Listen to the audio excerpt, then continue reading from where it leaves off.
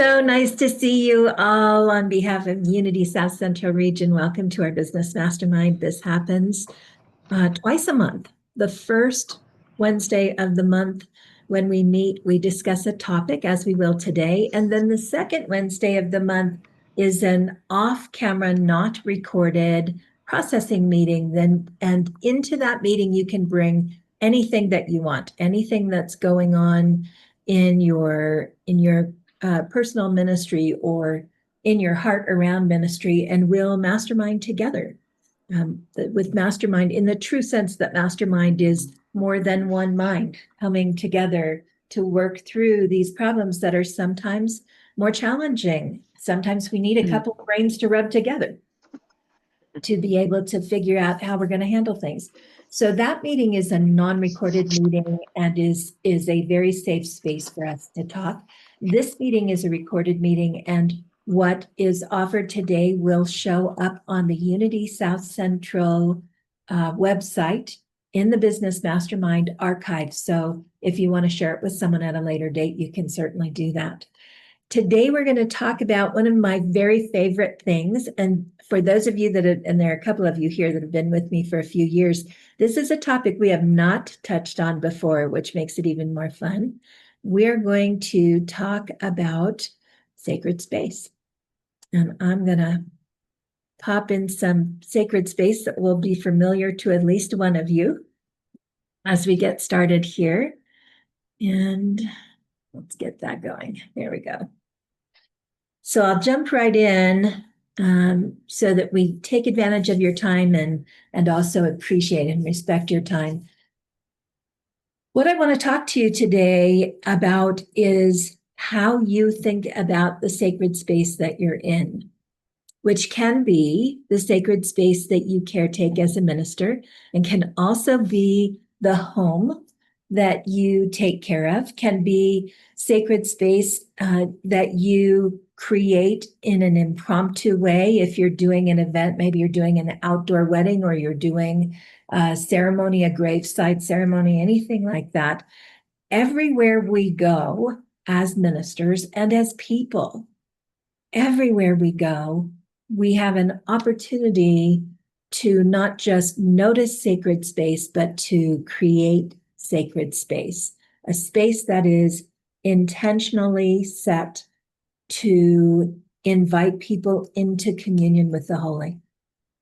And that's what we're going to cover. This space that you're looking at today is actually Jackie's new space. And so I'm happy that you're here and you get to see it. I was there right after conference. And I just wanted to start in this space because unless somebody's in the process of building a church now, this is probably one of the newest spaces, at least the newest remodeled spaces in the Unity movement right now. And there are a lot of things about this space that are really fun. Some of the things that are fun are that it's such a functional room, that this is not your traditional, looks like a church, feels like a church space. It's an open space that's very functional with, as you can see, all the chairs can be moved, tables can be put in. This room can be used for lots of different things. And Jackie and her team just did this redesign, and I had the opportunity to enjoy a service in there. Brenda, this is very similar to your sacred space as well. I was in Brenda's space just on bookend weekends of the conference. But this space can both feel very sacred or can feel very secular. And it's one of the things that I just want to start with, because if you are using your building space as a revenue source, which many of us are, the ability to move from sacred to secular and back easily is worthy of your contemplation. Different churches use space for everything from traditional conference gatherings to town hall meetings for their local neighborhood association to very open and interfaith or completely secular AA meetings. So we think about our sacred space as a place that we're going to hold sacred all the time. And I just want to mention that from a revenue point of view, there is value in being able to also make that very open when it comes to spirituality. And thinking about how you can do that will be part of what we do today. I love this space because it's so functional and because I like the kind of clean feeling of it, the open feeling of it. But I also tend to be a person who goes for lots of candles and lights and warmth and something that feels really, really holy. So I want to give a name to what we're doing today. And the name that I want to use is temple keeping. And I want to offer you the opportunity to think about temple keeping as an ancient art, to consider that as a provider of spiritual care, that you are also a keeper of a temple. And that for eons, people have kept the temple. They have actually kept the space so that someone could walk in at any time and feel the holiness of that space. And you can tell the difference, can't you? All of us have walked into one of those old church buildings that's cold and kind of raw, and maybe they don't even gather in there anymore. And it has a little bit of that kind of cement feeling to it. All of us have had that experience of walking into a building that was once sacred and is no longer. And our buildings can be like that when the lights are off, when the candles are not lit, when there's nothing, there's no people inside. We can walk into a building and it can feel, our own building can feel kind of cold and lifeless. What I want to invite you into is an awareness that the energy of your space is the energy of your space all the time. And that you, as a leader in your community, have a connection to that space. That when you walk into that space, you carry a particular energy, a particular intention, a particular vibrancy that begins to wake up the space in a new way. The same is true when other people come into your building.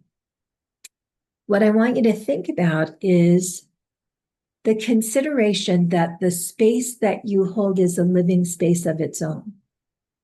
That it's not just made holy because you make it so, or because your community intends that this will gather, but that you are gathered in a particular place in your city, in your state, in your country, in the world, that is open to and requires, benefits from the energy of what it is you are creating right there.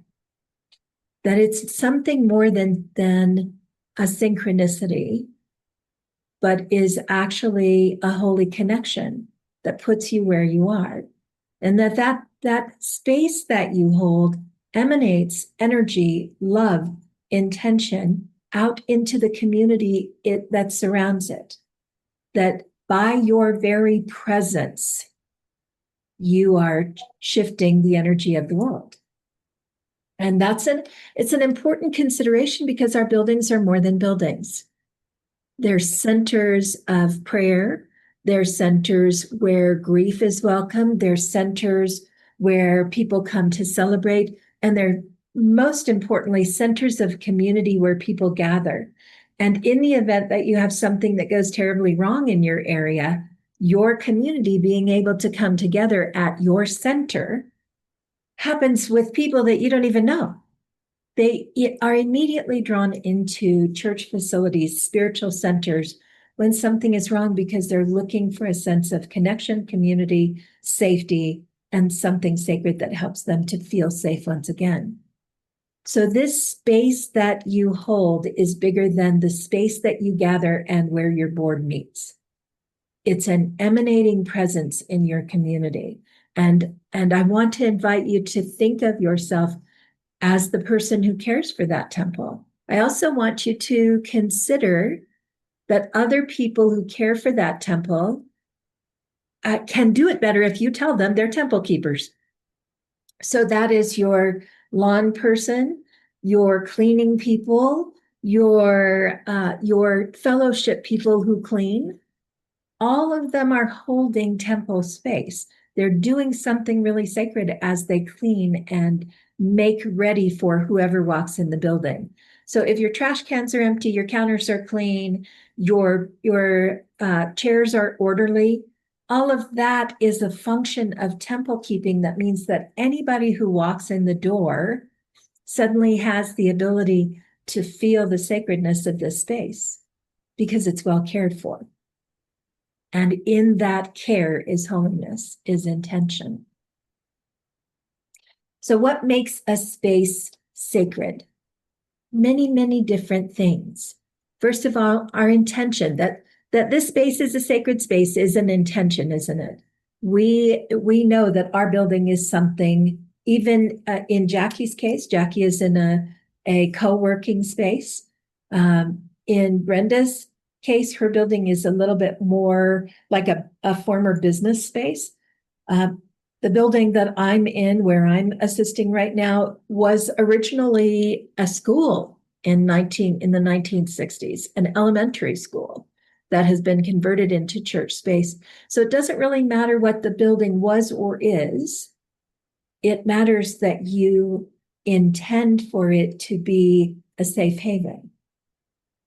And I wonder how often you think about safety as a factor in the space that you hold. What is a safe haven? Can we really keep people safe in our buildings? Recent history would tell us there are lots of reasons we can't keep people safe. But when I'm talking about safety, I'm talking about a sense that you are holding a place that people can come with their tears. They can come when they just got a diagnosis that is tragic for them. They can come when they've lost a child, or they're breaking up with a spouse, or they have to sell their house, or any other thing that can take the rug out from under you. That the space that you hold when people walk in the door, when they arrive at the threshold, how it feels right there, how safe they feel to walk in with what is going on for them, is really important to the entire experience that they'll have. So when you think about thresholding, you have thresholds in your sanctuary. You have a threshold usually that is where your sanctuary begins, and you put your ushers there. That's a very important threshold, because what happens outside of it and what happens inside as you cross the threshold are two very different things. And you can have people standing in your lobby talking and laughing and sharing stories and whatever. And when they cross across that threshold into sacred space, they are in a different frame of mind. That happens if you have an intention at your threshold. If you have an intention with your ushers to make that a holy place. So what is the difference between it being a holy place or just the place that you walked across? The difference is if someone says at the door, "We're so glad you're here. Welcome into sacred space. Please come in, sit down, settle in, meditate, give yourself some time to get ready." If you give them a little bit of instruction, they will walk in the door, and it will feel entirely different to them in that space. Your space will be held differently. Now, I'm Catholic by history. So, when you walk into the Catholic Church, you find the holy water right there. And you do the little sign of the cross, and now I'm in church. I have to behave differently. It can be very stuffy. That's not what I'm talking about. I happen to love the idea of having a blessing station for people as they walk in. I love the idea of having a moment when people actually can think about what they're doing here. But we also don't want to create something that says they can't have fun in the sanctuary. But reminding them that they're entering some sacred space. Welcome to our sanctuary. We hope you find peace while you're here today.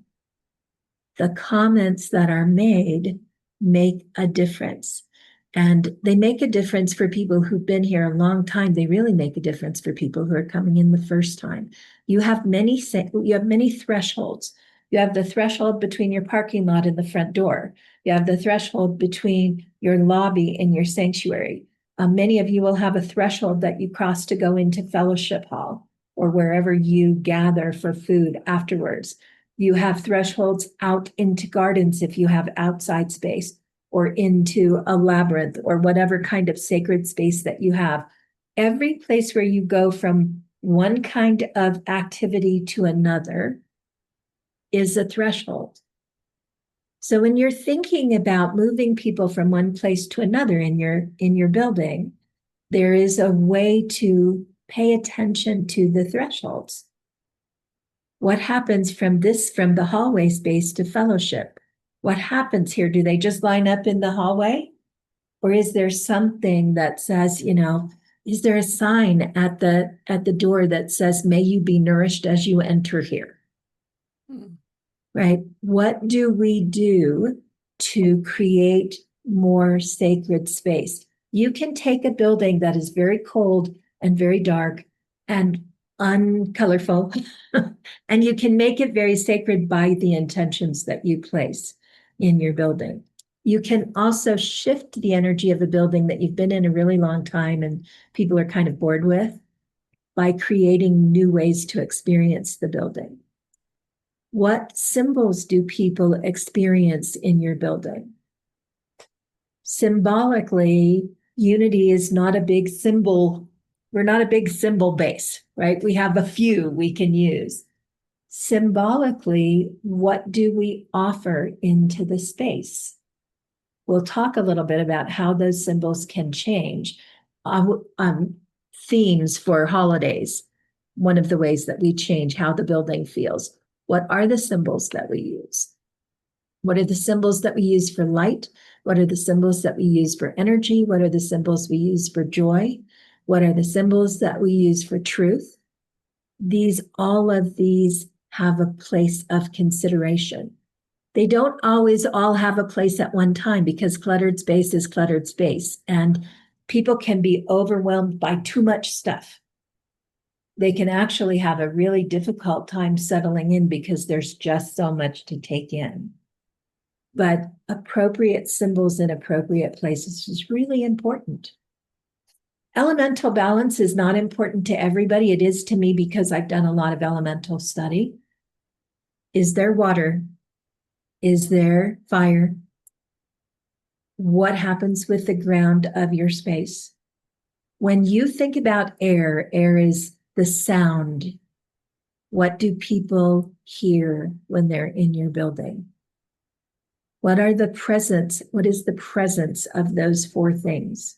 Or do they exist in your building? Is there water in your building that is there for a holy purpose? Or is there just running water? Do you have a small fountain? Do you have a blessing bowl? Do you have holy water that your community makes together that they can bring something to? All of those are considerations. Placement of things really matters. Thresholds give you a little bit of information, also use, right? What are you going to use? I'll give you an example. I have a very large pottery bowl that gets used with a candle in it for when we do burning bowl. And I was away from this particular community for 2 years. And when I came back, it had become the chip bowl in the kitchen. Because somebody decided it wasn't for anything. They didn't know what it was for. Well, it was just up on a shelf. True, it was. It was up on a shelf in the hallway. I knew what it was for. I assumed they would remember what it was for. I recovered it, washed it and recovered it. But placement makes a difference. There are assumptions when you place things. There are assumptions about what something is for. So you do want to pay attention to that. Is your building accessible for everybody? We think about people because we're required to. We think about the accessibility of our sacred space for people who are in a wheelchair. We don't think about people who can't hear, and we especially don't think about people who can't see. How accessible is our space? If you had to walk through it blindly, what would it take for you to get there? What would it take? Have you spoken with your ushers about watching for that? About how they could assist somebody and what their needs might be? That accessibility for people who are coming into our building really makes a difference. And if someone who is unable to see is given great assistance to be able to enjoy our space, to be able to feel safe in our space, they will tell friends, and our space will become open in a bigger way to members of our community who don't go often to these kinds of things unless they're specifically tailored to them. Because people who see don't think about what it might be like to come in the building and not see. Important things to think about. And of course, what makes space sacred is the function. Really thinking about the function of each room and how we use it. So all of these things are considerations.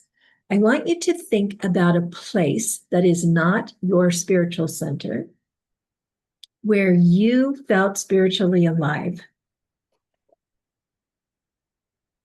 Place that felt so sacred to you. And it can be anywhere, inside, outside, in the neighborhood, out of the country. But just think about it. Think for a minute, what did it feel like to you? What did it look like? What did you notice about what your eyes could see? See if you can remember what you heard there.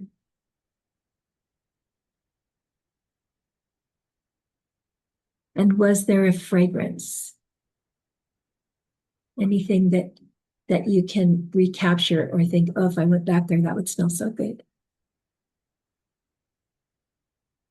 When we immerse ourselves in a sacred space, we do so with all of our senses. Our entire body is immersed in that sacred space. So think about your sacred space, the one that you care for. When people come into it, what do they see? What does it smell like? Please don't say pine sol. What does it smell like? What does it sound like? What do they hear when they come into the space? And what is there for them? What is tactile for them? What do you have that they want to touch? Maybe it's a really beautiful a really beautiful table that has soft wood, that really smooth, like people want to walk by and touch it because it just feels good. Maybe it's a water feature. Maybe it's flowers, although we tend to smell flowers, but sometimes people will touch them. Or a piece of fabric, a hanging. What is available for the sense of touch? One of the things that we have for touch in Unity is that we are very touchy people. We hug each other. We have a tendency to reach out. It's a really different thing if your usher says, "Hi, nice to see you, welcome in," or if they reach out and take your hand. Just one hand over the other. "We're so glad you're here. Please come in. Thank you for being here." There's a difference between shaking a person's hand with one hand or holding a person's hand and saying, "It's really nice to meet you," and putting another hand over. There's an intimacy to that shifts, that says, "I care about you," when your connection is with two hands. If you watch yourself, you'll notice that you do it with people you're particularly close to. It's a natural thing that we do without even thinking, "Oh, I'm so glad to see you." How would it be for people to come in and have that sense? Because we have a receptor for that. Because it's a natural thing for us to do, we have a receptor for that sense of touch, that sense of deeper connection.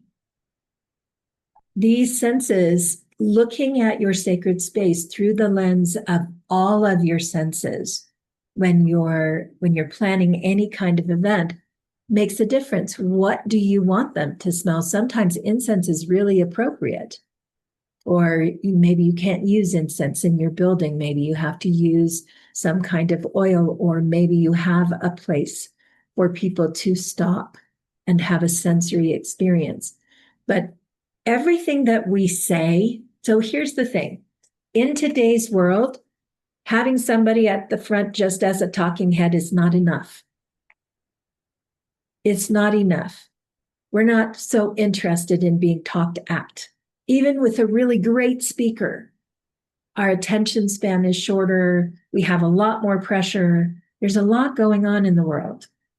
When we walk people through sensory gates as they come in, we deepen them, deepen them, deepen them, deepen them, so that by the time you're actually talking, they have all of the sensors in their body tuned into being in sacred space.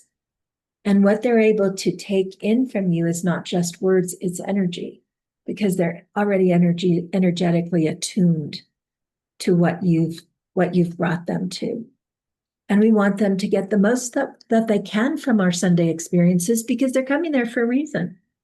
They're coming to pick up tools and ways and sensibilities and feelings that allow them to move through the world the rest of the week, to move and hold energy in their own life.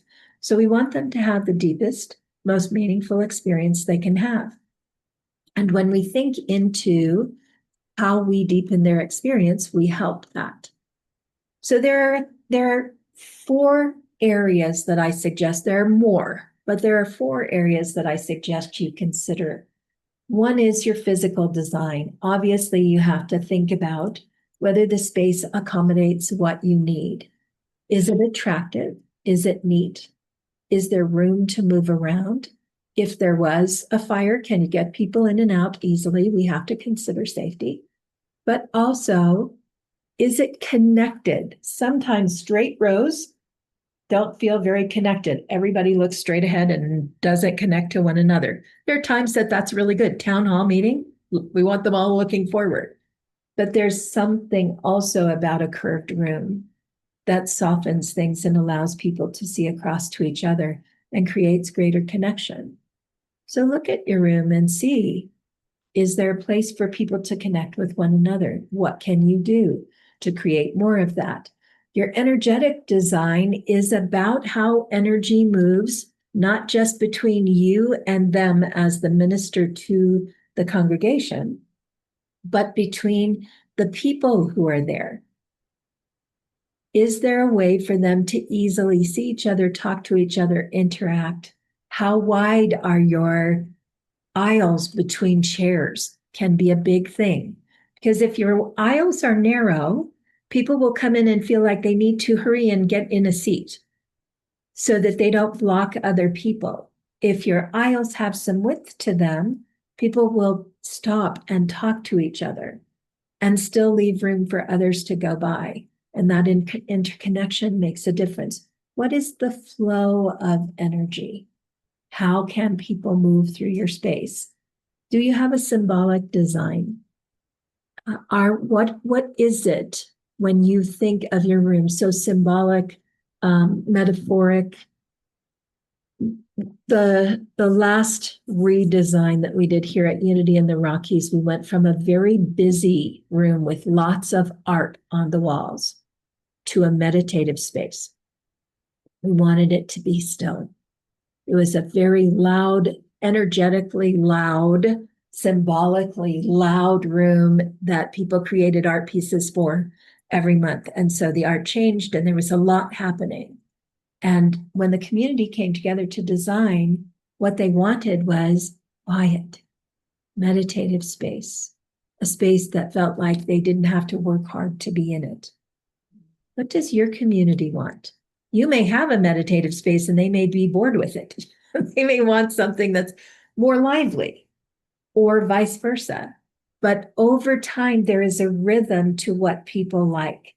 And it will stay in one space without any change for a while, and then it becomes not interesting.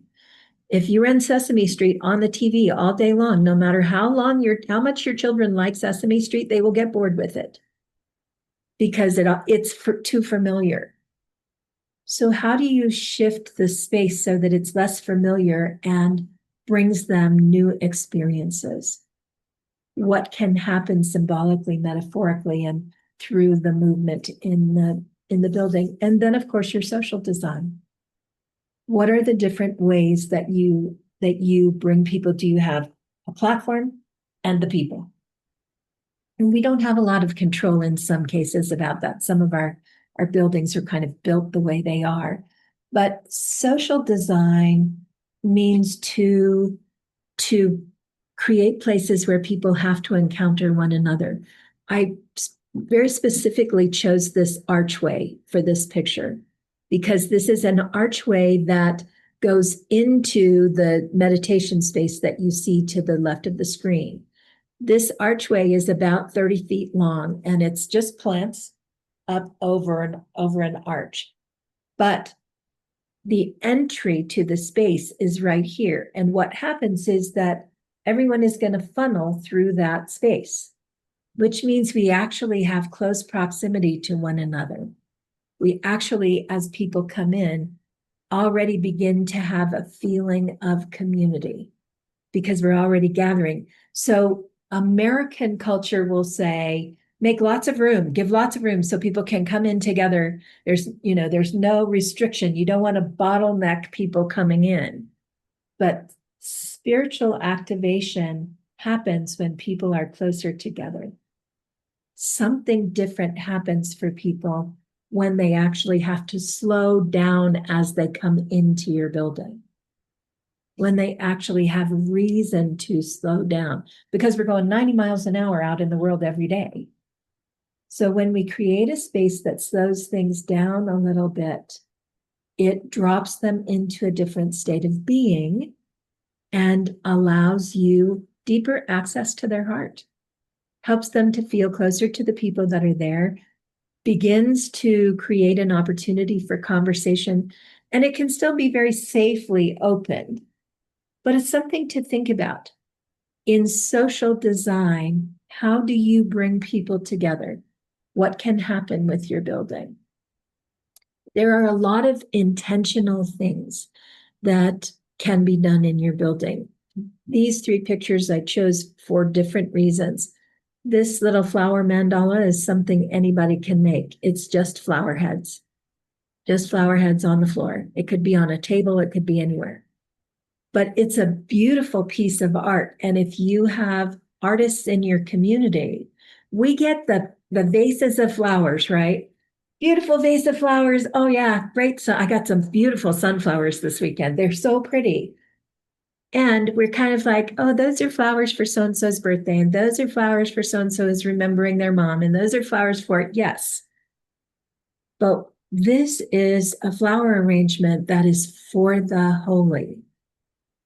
That is a work of service to honor the beauty of what we experience as holy. Doesn't have to have any name to it, but it's a work of art that is a way of bringing that holy experience deeper into your place of gathering.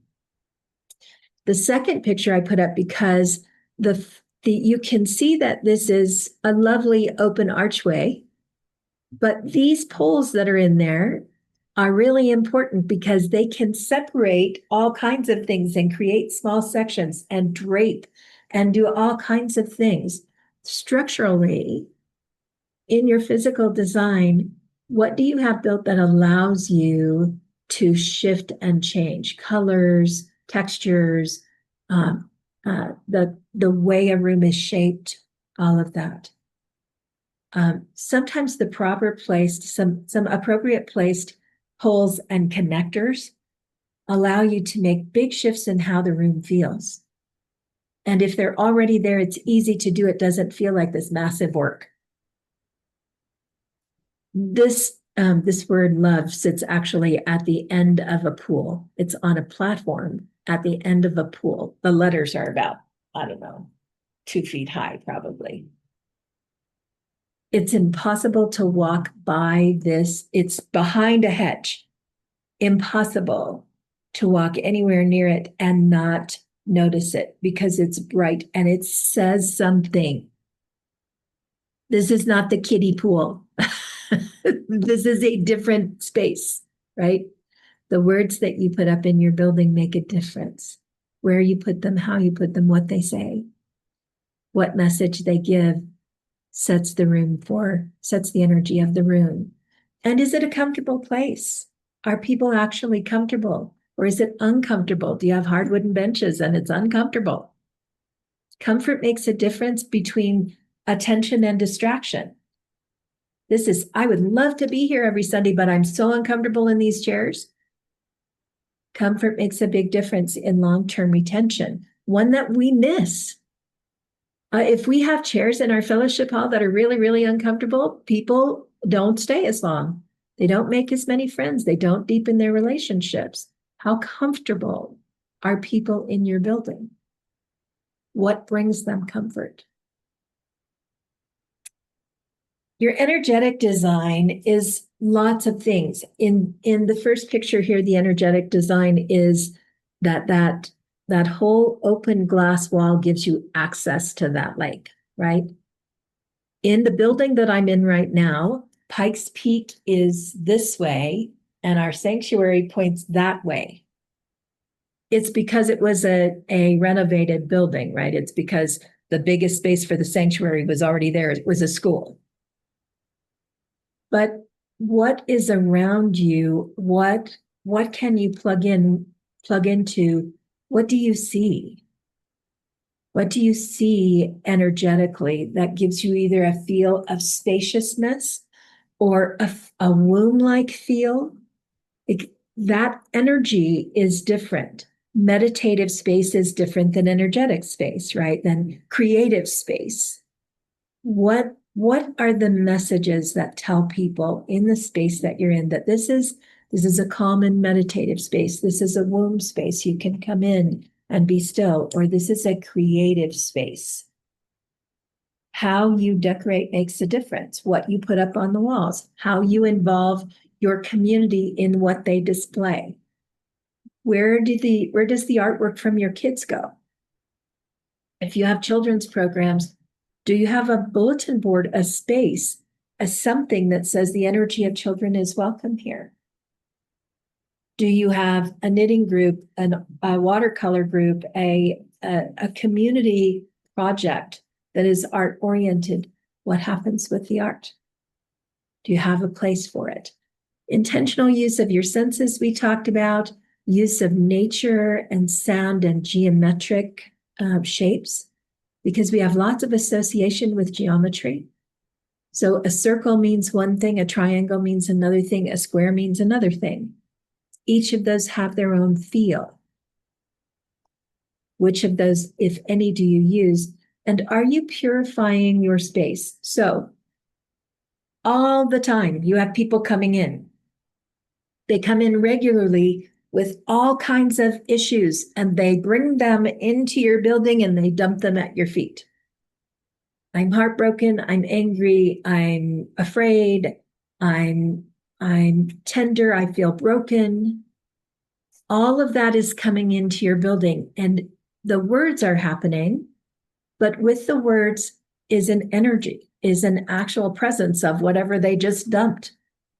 What do you do to clear your building? What do you do to prepare your building on a Sunday morning? Do you have your prayer chaplains walk through and pray into the space? To actually pray that everything that is not necessary for the well-being of your community is removed. And that this space is now ready for the good work of our Sunday morning service. Your prayer chaplains can do that. It's a really powerful thing. They can walk through with a chime.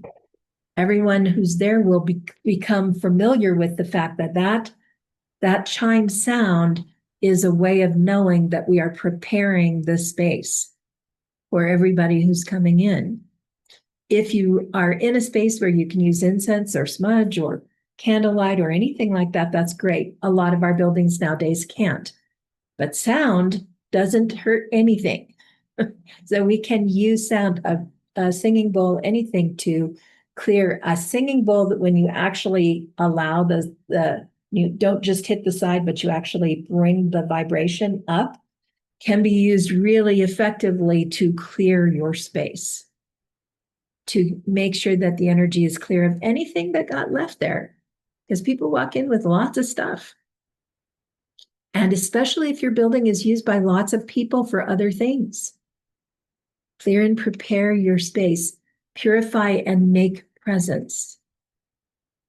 So this space, as we come in, we clear of any energy that doesn't suit our community, and we affirm and stand in the presence of God in this space, ready for the good work that comes through us.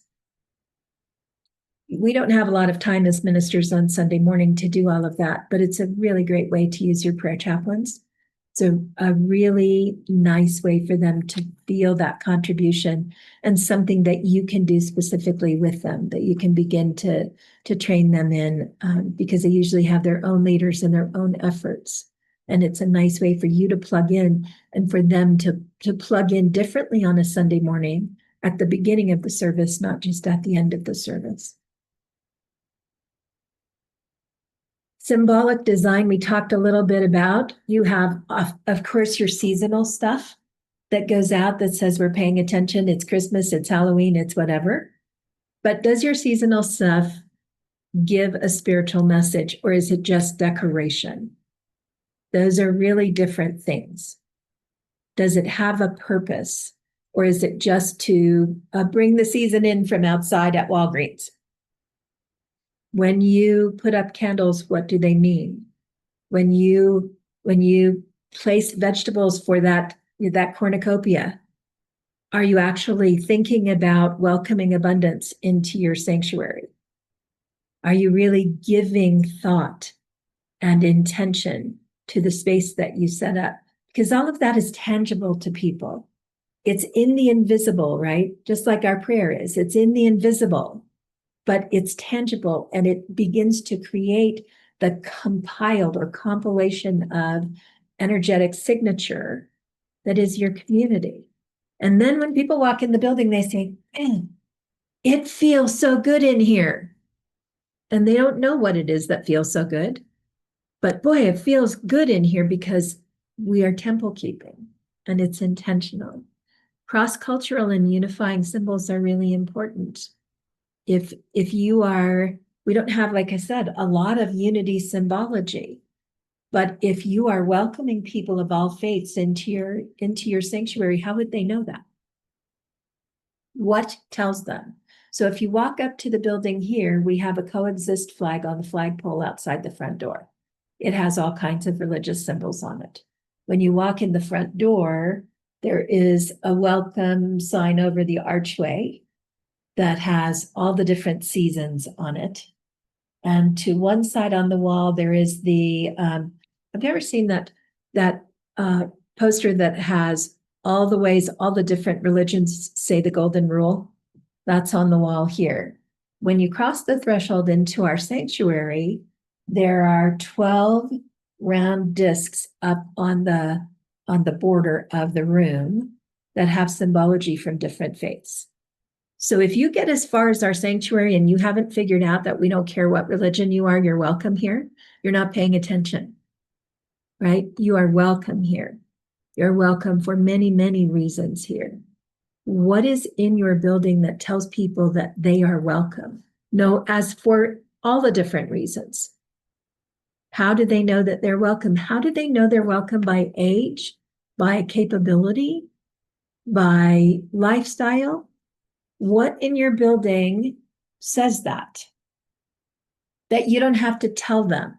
So one of the things that Jackie taught that has been so amazing that she taught in her DEIJB class is having a bowl of buttons with pronouns on the table tells somebody something when they walk in the door. We have them. They're there. They get worn or they don't get worn, but they're on the table. And they say, we care who you are. We will honor who you are. Tell us. Put a button on. Let us know. We care. right? Are we paying attention to how do our elders feel like the building is welcoming for them? Like there's some care for how they can move through. Do our kids feel like they're welcome? Or do they feel like the sanctuary belongs to the adults?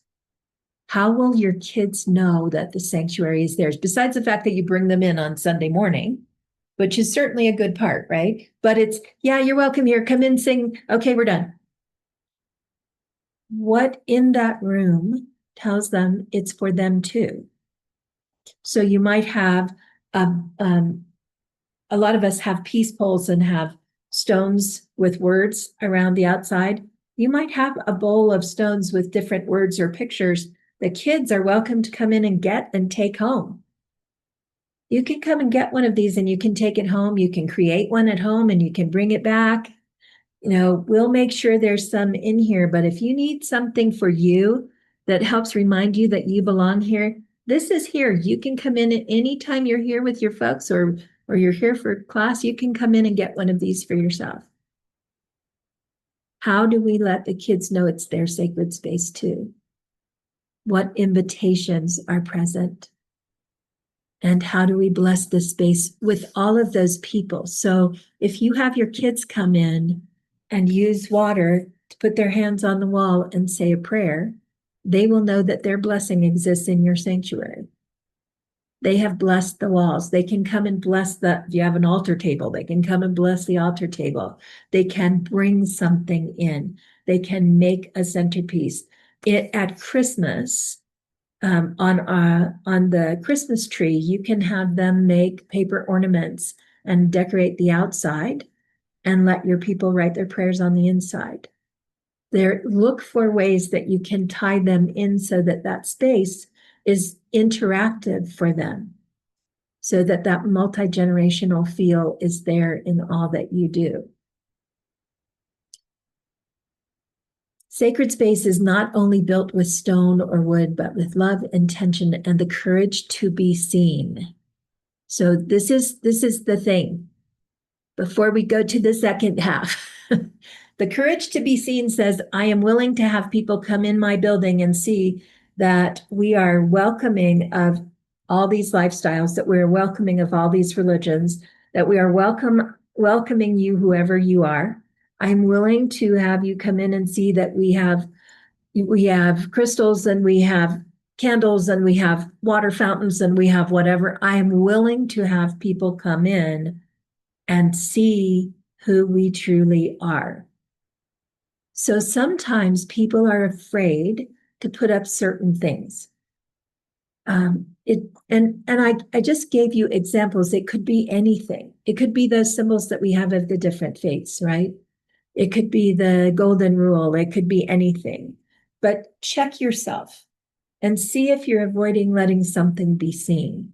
Because the people that you want to come in and stay in your building are the people who are meant to be there and in your building, because your community is built for those people. And the ones that will feel uncomfortable because people of any faith can come in are not the ones we're talking to. It's not our job to talk to everybody. It's just not. It's our job to talk to the people who are ready to meet us energetically or ready to begin their exploration of that. And what your building tells them allows them to get clear about whether this is their space or not. And when our building is full of people who energetically the building and the space match, there's amazing healing and connection that happens there.